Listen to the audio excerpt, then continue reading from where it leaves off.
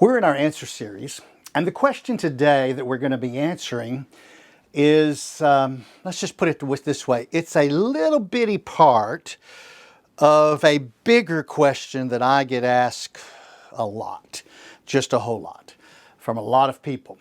It has to do with prophecies. As you know, I have studied prophecies in detail. I have written about end times. I've done Ezekiel, I've done Revelation, I've done Zechariah. I have traced the prophecies through the entire Bible, hooked them all together and all of that, shown where the ones that have been fulfilled and all of that. But the question today is interesting because it is, what are the next 5 prophecies that must be fulfilled? And actually the question that came with all that is going on in the world that is so bad, what are the next 5 prophecies that must be fulfilled? Well, as you know, I always start with an introduction and a background, and quite frankly, part of the introduction is, I must tell you, that's kind of a strange question to ask. And the reason why is because there are fulfillments of prophecies going on all the time. For instance, every promise that is in the Bible is a prophecy that the Lord is going to fulfill. And let me give you examples of those. And let me give you 5, because the question was, what's the next 5 prophecies? And the reality is there's more than these 5, but I want you to listen to the list. Number 1 is the sun will rise and set every day.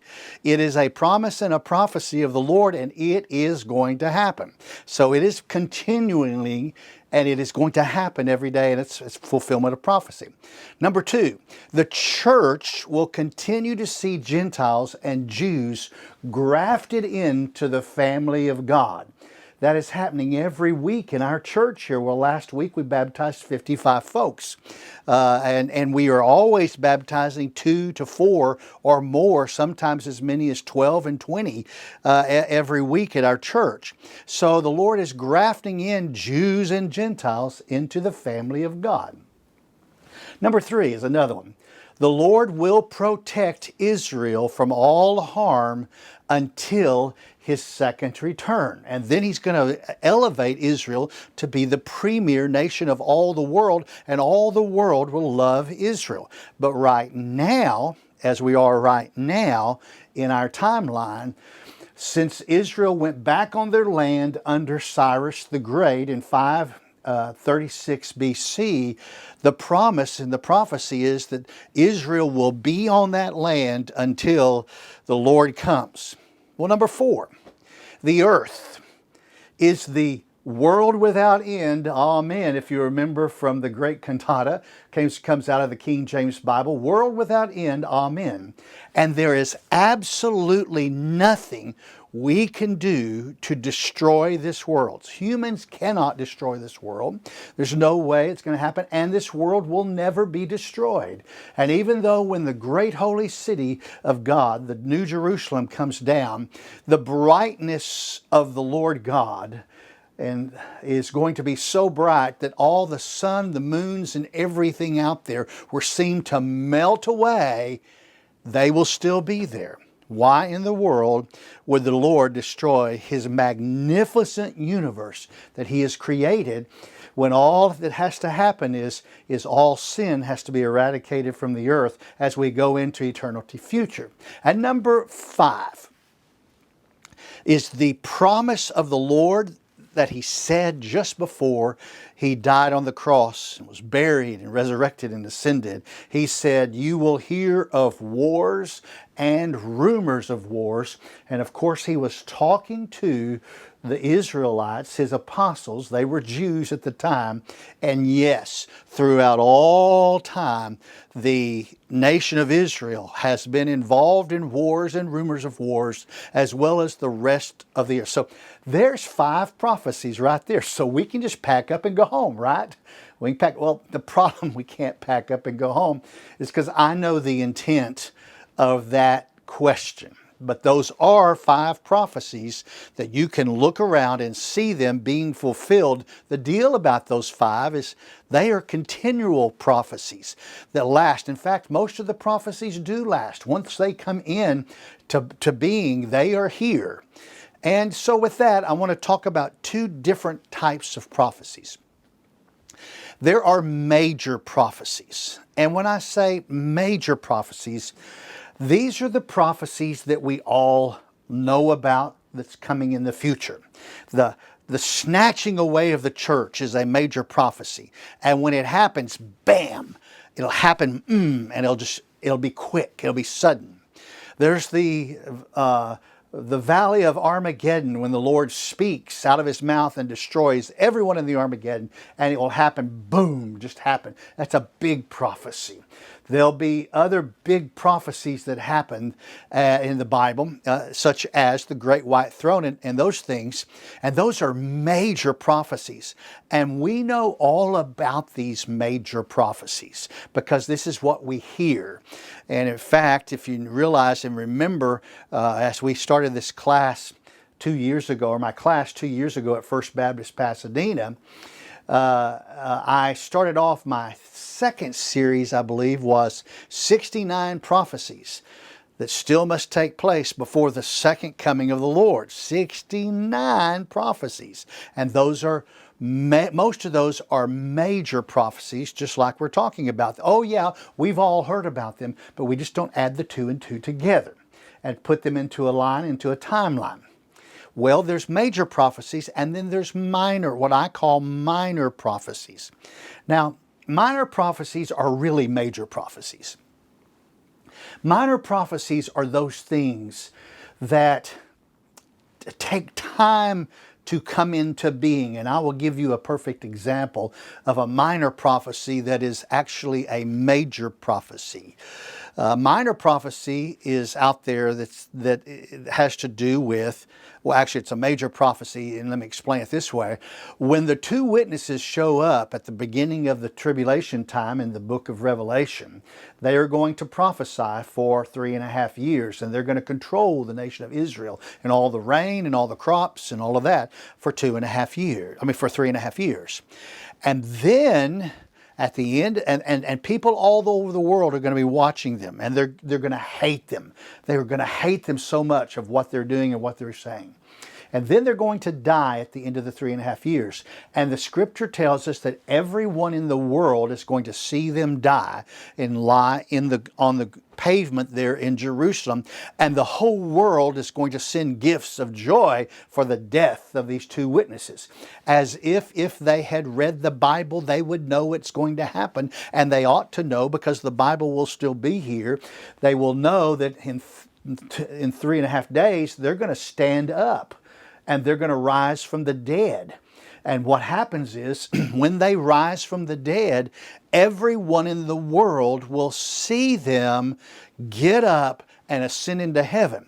Now, just really 25 years ago, this prophecy of the witnesses dying and being seen dead, and then being seen by all the people in the world rising from their dead, could not have happened unless the wireless cellular telephones that we have had been developed for the space industry, and that's where we basically got the cell phones that we have today, are all generation after generation after generation from the original flip phone.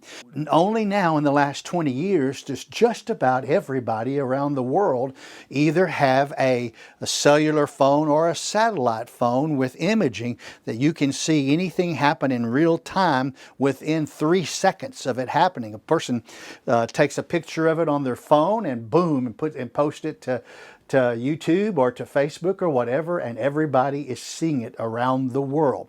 These are minor prophecies that take time to come into place. For instance, there is a prophecy about a group of people, which I'm going to talk about in a little bit, who have, by the time the prophecy in the book of Old Testament was written, none of those people were living on the land that the prophecy is about. But But before the Lord returns, those people are going to go back into that land and they're going to rebuild it, make their capital city that they once had as their capital again. They're going to bring in all the things they need to survive there, which is just deserted now. And then the Lord's going to return and the Lord is going to address his attention to them before he arrives at Armageddon. Now, in order for that prophecy to happen, those people have to make the decision to move back in, begin their construction, and build all the cities and the houses and the villages that they'll have there. So that is really a kind of a minor prophecy that must be fulfilled in a major way before the major prophecy of the coming at Armageddon happens for them to be destroyed by the Lord, not only in Armageddon, but also in that country that they are going to rebuild. Another thing is there's the prophecy in Amos and Obadiah about making our homes among the stars and making our homes at the bottom of the seas. And that technology is just now getting there, and it's fulfilling the promise, working towards what needs to be in place technology-wise so that we can fulfill, or the Lord can fulfill the promise of the prophecy that is going to happen when those things are in place at his second return. So these are major and minor prophecies, out amongst the stars and living at the bottom of the sea. And the picture that I have right here, this is over in Fuji, and you can go and rent this little hotel at the bottom of the water for $50,000 a night. Now that's the price today.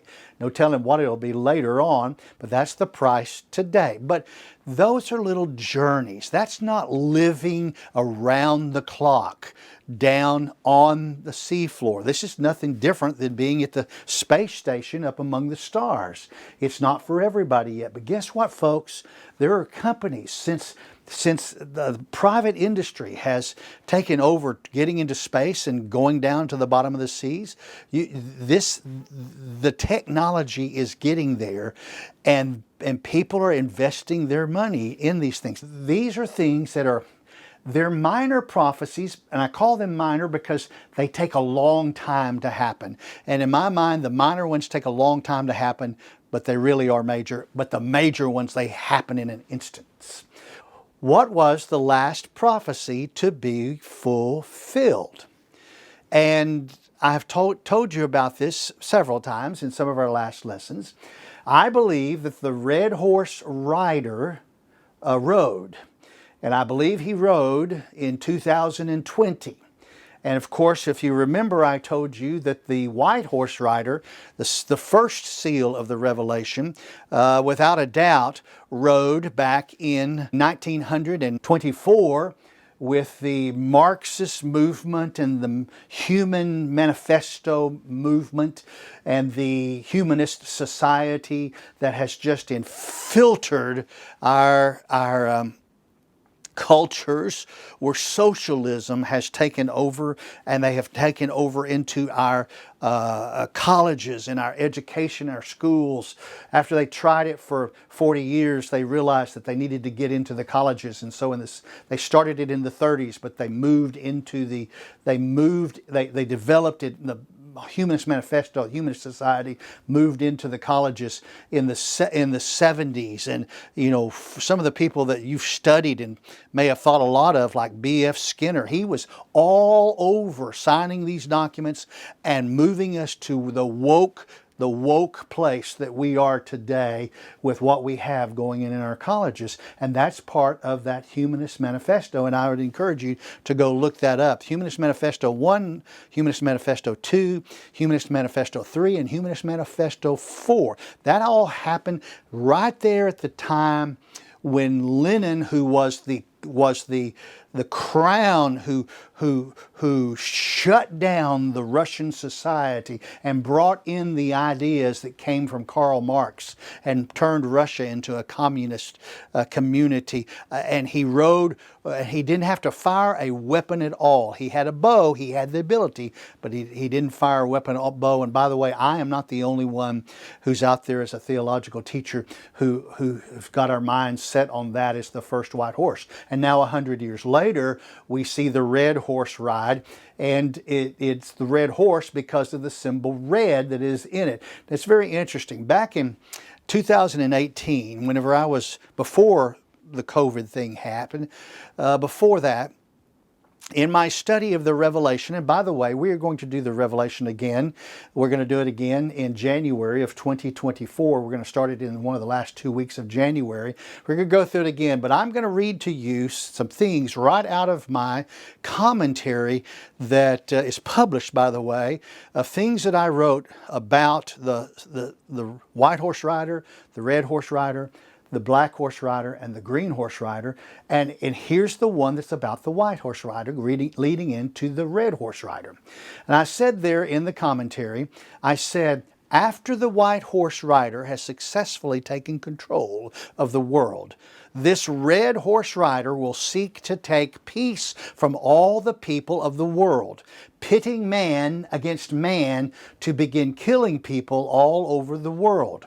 And because the Revelation foretells even the symbol that a country will be known by in the future, more than likely, being the red horse, this threat will come from Red China. I go on to say this, however, we cannot discount it could come from what is called the red zone, where wars are constant, war after war after war. The red zone does not make sense in this context because China will more than likely be the originator of the rider, because China is not part of the red zone where all the killings and stuff of the tribes are going on. Be that as it may, once it is here, it will continue to do its destruction until the Lord returns. Just like back when the Spanish flu hit us, when Woodrow Wilson was the president, the Spanish flu is still with us today, and people die of the Spanish flu every time we turn around, because that's when we talk about, when we're getting the flu shots, whether it's A or B or whatever, you're getting a vaccine or an immunization shot for a variant of the Spanish flu that is just hanging around, and COVID is here to stay. The Spanish flu was natural. The COVID was man-made, and it truly, as we look back on it, the whole world shut down and peace was taken from the world when it hit, and it is continuing to this day and will continue on until the Lord comes back to bring peace, to take peace away from the world. So where are we in the timeline of prophecy? And I want you to understand, there are, in the Bible, and we've talked about this many times because people need to know this, there are many timelines that go through every book of the Bible. You can read your Bible and say, okay, on this timeline, this time when I read through the Bible, I'm going to look and I'm going to write down everything God does in the whole timeline of the Bible in order. Number two, you can go back and you can say, okay, I'm going to read through the timeline of everything that evil, satanic demons do in the Bible, because they have a timeline also. Next thing you can do is you can say, okay, I'm going to read through and I'm going to see, write out a timeline of everything that it's going to happen with the Jews, of how the Jews began and how they will end in the end of the Revelation. I'm going to do another timeline on another read through, and I'm going to mark the Bible on the timeline of everything that has to do with Gentiles all the way through. And then, of course, then you can break it down after that, and you can say, okay, I'm going to break down everything it has to say this time, the timeline of Abraham and everything that is said about Abraham, or whoever the writer of the book is, whether it be Moses or whether it be Joshua or Samuel, or you can look through David or King Solomon. You can look through and you can pick a timeline for the main characters in the book, and then you can even do it for the minor characters in the book, and it just opens your eyes to all the things that are going on. And one of the things that happens about prophecy things is we get them all mixed in together on the different timelines. And so the timelines that we're going to look today, we're not going to look at what God's doing. We're going to look at, number one, what is happening in the church timeline. And then we're going to look at what is happening in the Jewish timeline. And then we're going to look at what is happening on the Gentile timeline for the next 5 big prophecies. We're not talking about those that I mentioned at the very beginning of this lesson. We're going to talk about the big ones that are to come. What are the big ones? Now listen, these big ones that are to come have little prophecies that have to happen to make them work, and we know what they are, but I just don't have time to delve into the little prophecies that are going to make these work. Okay, so we're going to deal first with the events that occur with the saved people in the church. Got that? That's the church timeline. Now, next of all, we're going to deal with the events that occur with the protected people of the nation of Israel. I know that Israel is in war right now. I know that it is fearful. I know that some Israelites are dying. I know that. But the nation of Israel, even though it has rejected the Lord, it is going to be protected because the Lord is going to bring the nation to Him whenever during the time of the tribulation. And then finally, we're going to back up and we're going to see the events to occur with the lost people of the Gentile world. So it's the church first, then the nation of Israel, the Jews, and then the Gentile world. So here is our timeline that I've already showed you. On this church timeline, it's really very easy because it involves one of the things I said to you at the beginning of this lesson. Here we are on the church timeline here at the top. We are here today. That is us today. The next thing that happens that is what we're going to call a major deal is the rapture of the church. The only thing that stands in the way of the rapture in the church today is the continued grafting in of the Jews and the Gentiles who will continue to be saved and come into the family of God. That's our normal week-to-week, day-to-day job that's going on. Nothing else on the church timeline has to occur before the rapture. But you notice I put the rapture way down at the end after a line. That means there's got to be some things that happen in between. So now let's go down to the Jewish timeline. Okay, here we are today on the Jewish timeline. And you'll notice that way down at the rapture, there is the 144,000 to be sealed. You've all heard about that. We're not going to talk about it today, but you've heard about it. That is the next thing that is going to happen on the Jewish timeline. But what's happening during the middle, just like we have something during the middle, the Lord will continue to protect Israel so that Israel will be in place for the sealing of the 144,000. And by the way, both the rapture and the sealing of the 144,000 happened during the time of the 6th seal that is going to open. Now you remember, white horse is seal 1, red horse is seal 2, black horse is seal 3, pale or green horse is seal 4, and then seal 5 is the cry from underneath the altar of all those who have lost their lives during times of for their faith. They've lost and they've been martyred, and they have Lord has a special place for everyone who have died for the cause of the gospel of Christ. And they will cry out saying, Lord, how long? And that happens in the 5th seal, and then we go into the 6th seal. So now here we pick up this Gentile timeline.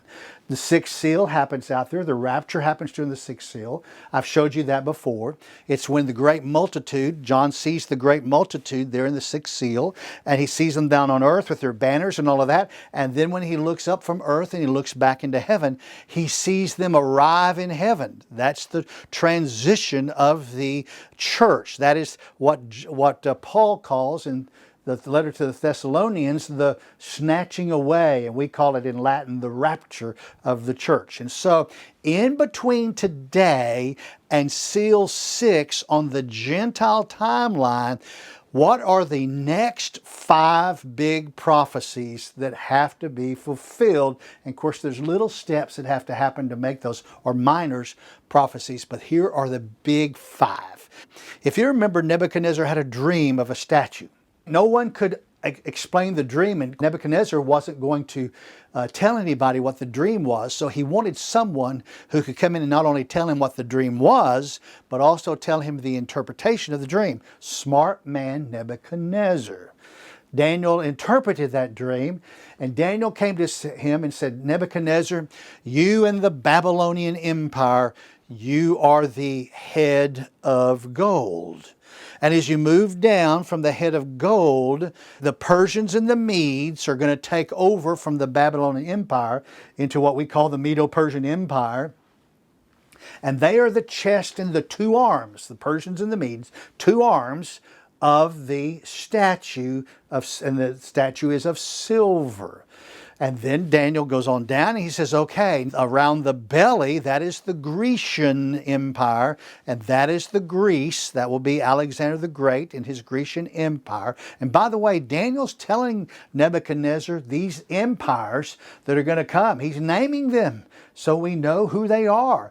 And so Nebuchadnezzar knew ahead of time, and Daniel knew ahead of time before they actually came into being. And so the Grecian empires are the belly, and then we get down to the waist, and the waist is the Roman Empire. It's an iron empire. And then Daniel tells him about Nebuchadnezzar about the 2 legs. And there's going to come a time when the Roman Empire is going to split into 2 legs. There's going to be the Western Roman leg, and then there's going to be the Eastern Roman leg.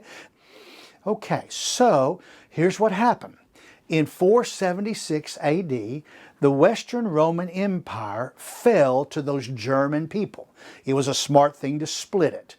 And the German people divided up the country into 5 toes. That's the toes of Nebuchadnezzar's dream. All right. Then what happened is in 1453, the Eastern Roman Empire fell to the Ottoman Turks. And the Ottoman Turks gained control of all the land of the Eastern Roman Empire, and they divided that land up into 5 toes.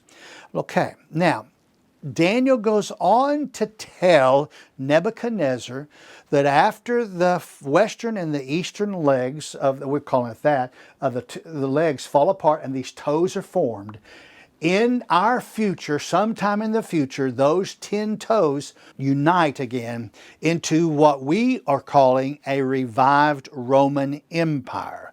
That has not happened yet. That is still in our future, was whenever those 10 toes will come back together. Let me give you a map here. Okay, so in the light gray, you'll see Great Britain, France, Spain, Italy, and North Africa. And in your notes, I've got some things about, because Portugal left Spain in the 1100s after Spain was formed, Portugal has to come back in with Spain in the future.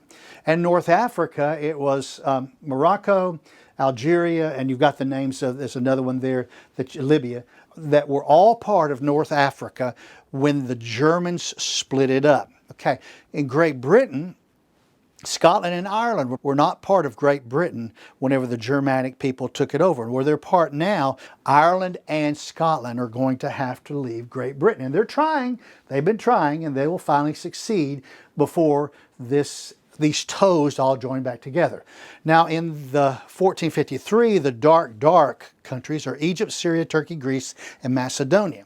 The only change that has to happen in Macedonia is that there are several countries that have to come back with the newly formed government of New Macedonia, and all that land mass has to come back to Macedonia. And then at some point in the future, these 10 toes are going to unite. And get this, the Revelation calls this revived Roman Empire a beast. I'm going to call him beast number 1. So the empire itself is a beast. It's not the Catholic Church. It's not America. That's not the beast. The beast of this is these 10 toes coming back together. I'm calling it beast number 1. And then as you read on into the Revelation, you're going to find out that another beast comes.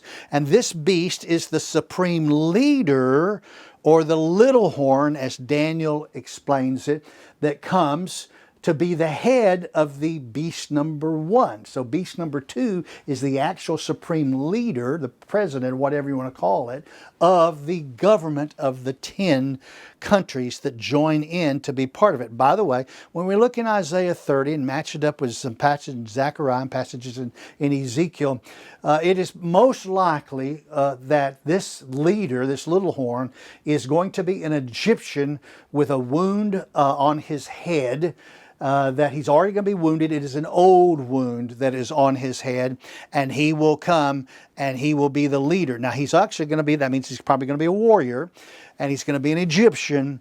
Beast 1, look at it again, right in the middle.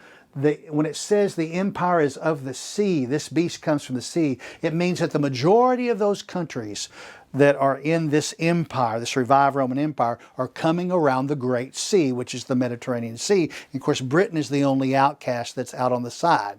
Now, listen, also, whenever this country comes into being, revived 10 toes, revived Roman Empire, they are going to have a false prophet. And I'm going to tell you that it's going to be from Islam, and it's going to come from the land. It doesn't come from the sea. It doesn't come from this area. This one comes from the land, and the wording there means that older land that is over on the other side of Syria and Iraq and Iran. It is going to be a Muslim cleric who's going to be the false prophet. Now, as you look at these countries on this map, North Africa and Egypt, Syria, Turkey, and most of Macedonia is totally Islamic already. Now, back before World War I, all of this area, including France and Spain and all the rest of it, and Greece and Italy, they all were just heavily overrun with Islam. More than 50% of their people were Islam. Just go look at the history of those nations. And when they lost World War I, that's whenever they got beat back to fulfill prophecy. It's a little minor things that had to do to make a correction.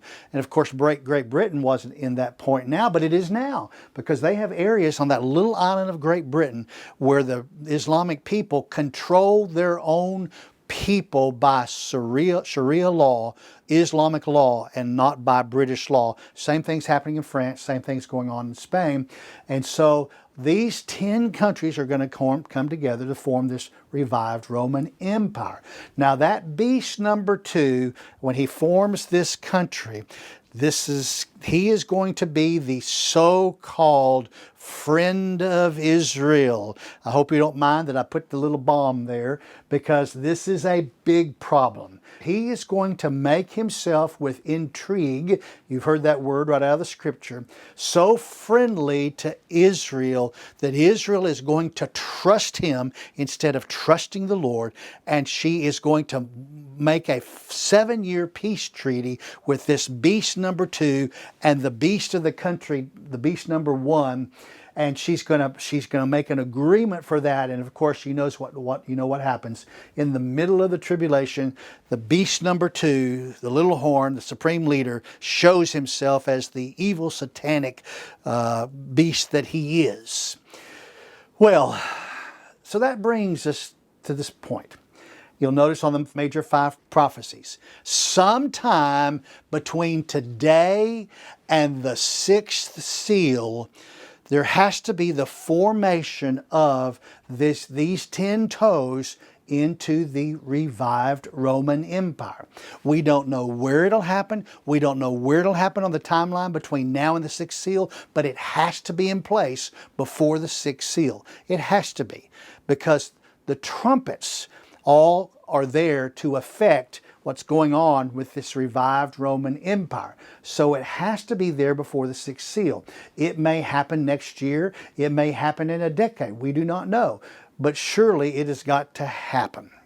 Okay, now that is prophecy 1 of the major prophecies. Prophecy number 2. Remember I talked about the homes being established among the stars at the in the heavens and at the bottom of the sea. And the reason why is in Obadiah 4:4 tells us that if we are making and have made our homes at the bottom of the sea, the Lord will send a sea creature to bring all of us up.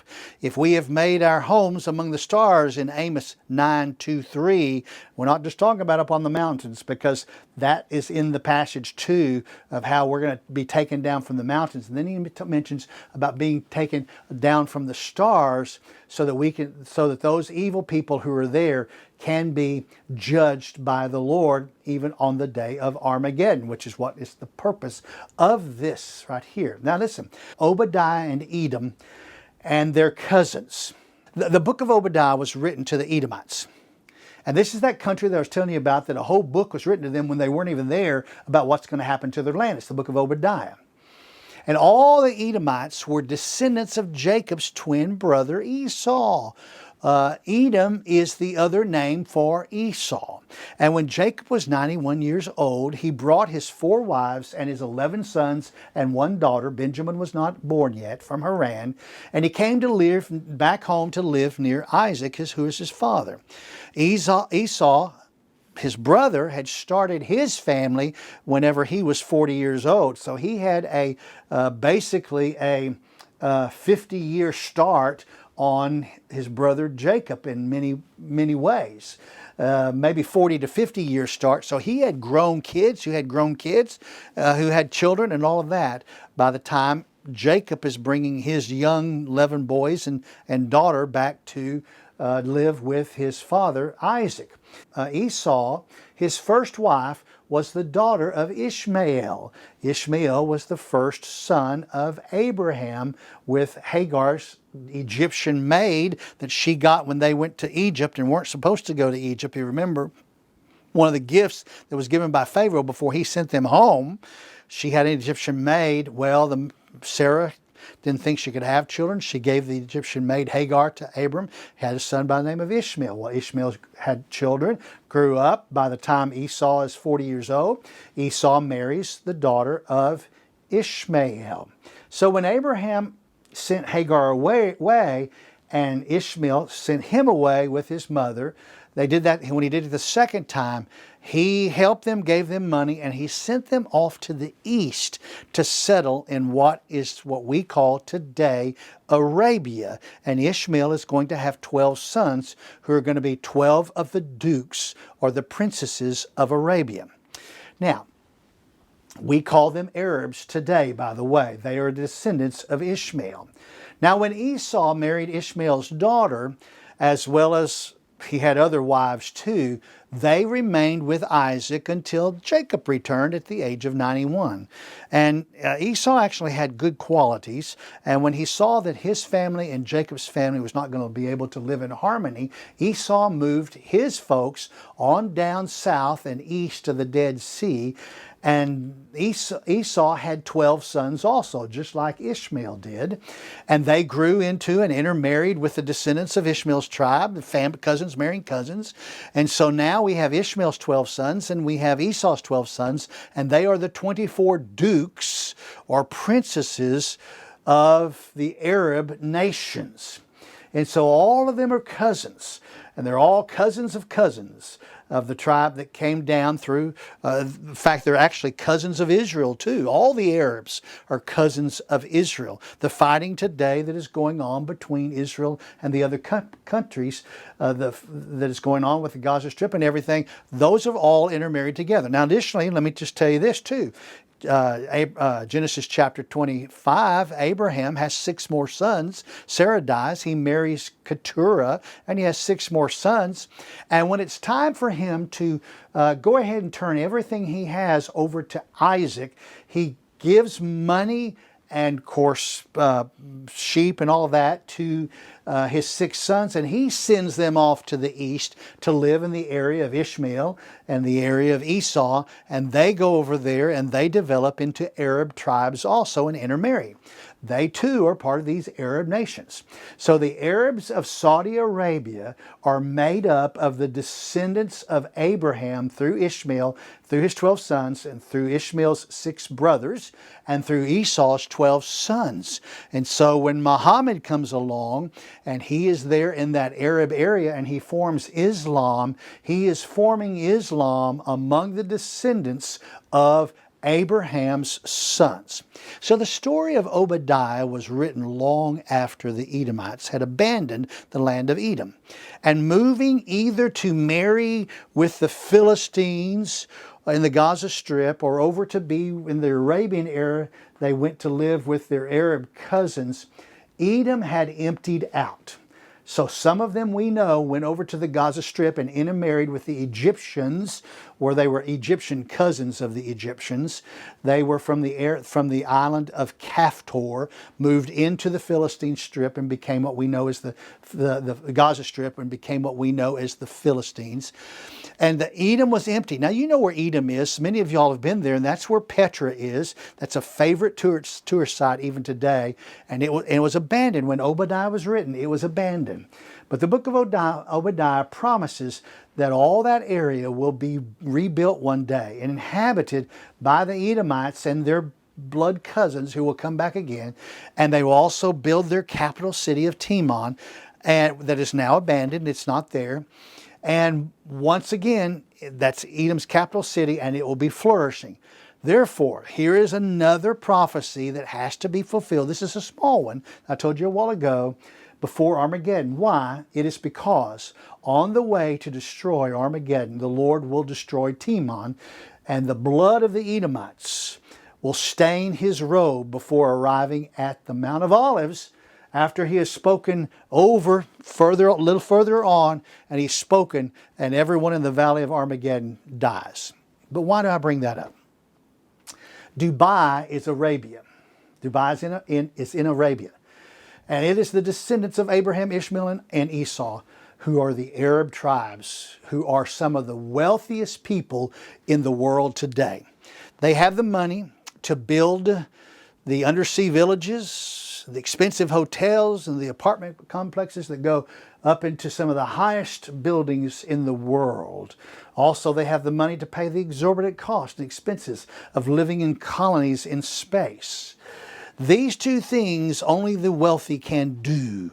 Therefore, because the book of Obadiah is written to the Edomites, it will be the Edomites who are living among the stars and at the bottom of the sea, just as prophesied that they will be snatched away from there to be judged at Armageddon. So others will be there too, no doubt. Okay, will be others there too. But the Edomites will surely be there because of the book of Obadiah. Now, one further insight on this is this. The struggle in the womb between Jacob and Esau will continue to play out until Edom is destroyed by the Lord, when he arrives to be the King of Kings and Lord of Lords, and then he also destroys all the evil at Armageddon at that time. The struggle in the womb, the wrestling in the womb will continue. So back to our chart. 5 prophecies that are going to have to happen. We don't know when this is going to happen, but permanent homes, permanent apartments, permanent cities or villages have to be formed among the stars and down at the bottom of the seas, where people will live there year-round in and on their property there before the 6th seal happens. Okay, the next thing that happens on the Gentile line actually brings us back into the Revelation, when the black horse rider goes out to bring poverty to the world. Remember, the white horse rider is going to conquer the world by just telling people and leading them in a philosophy of social, and I believe it's socialism and communism and all of that. That's where it's all headed right now.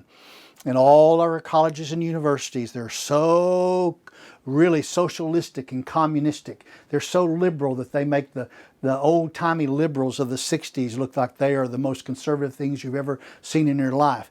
So that's the first one. The red horse, I believe, is the red that came to take peace away from the world. And believe me, peace has gone with the COVID-19 deal. I may be wrong on that. It'll take time to find out if that's right. But if that is right, then we're headed next to the black horse who goes out to bring poverty to the world.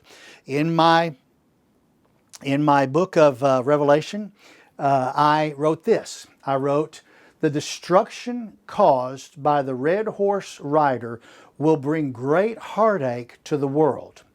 The black horse rider will arrive with a great famine to deplete food sources.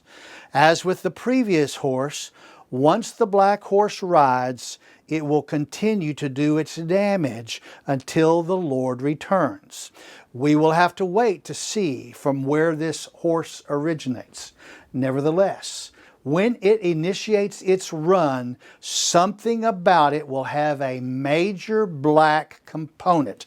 And that's in my Revelation study on chapter 4, entitled "The People of the Book," is where you find that. And by the way, you're going to get this book, all of you who are in my class, you're going to get this book whenever we start the Revelation at the end of January of 2024.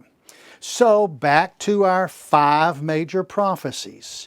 If we've already had the red horse, the next thing that's going to happen on the line is that sometime in the future, the black horse is going to come and bring great poverty around the world, not just localized, but around the world. Just as COVID went around the world, socialism, communism has gone around the world. There's hardly any place that's not affected by it. So when this black horse rider comes to bring poverty to the world, that's the next thing, number 3, that's going to happen.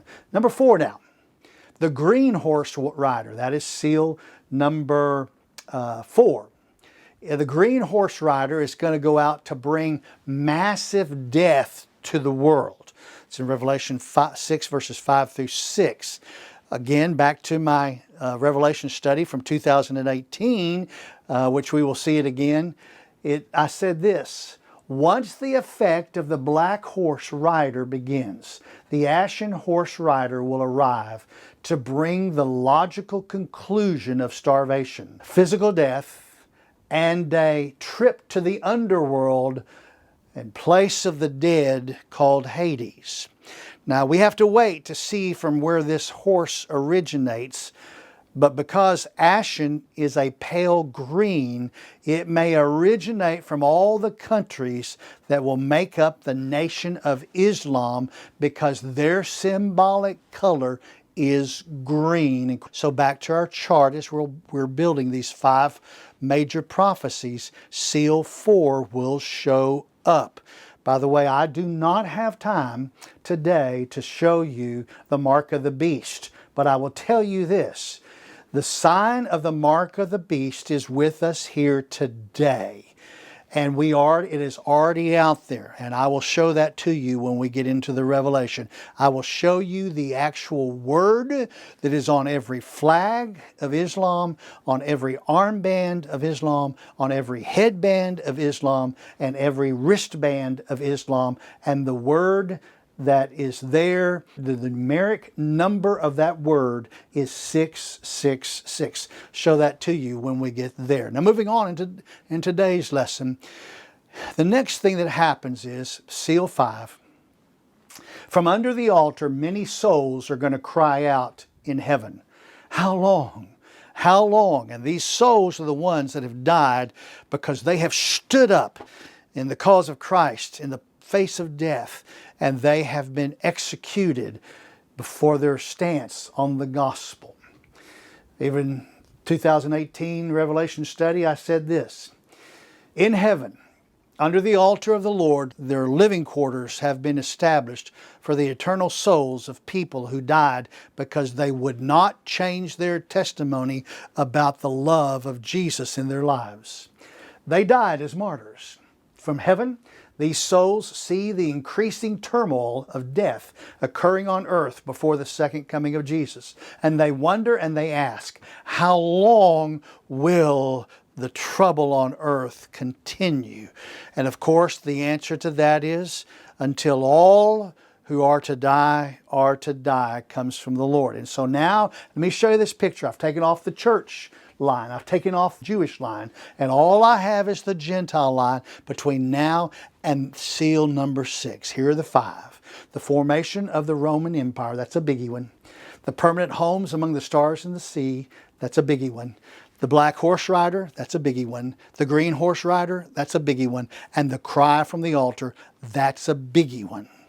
Now, of course, what will happen after that is the church will be raptured, seal 6 will be opened, and the 144,000 will be sealed, and then that will move on from there. So there are your 5 prophecies, the next 5 prophecies that are to be fulfilled from this point where we live today.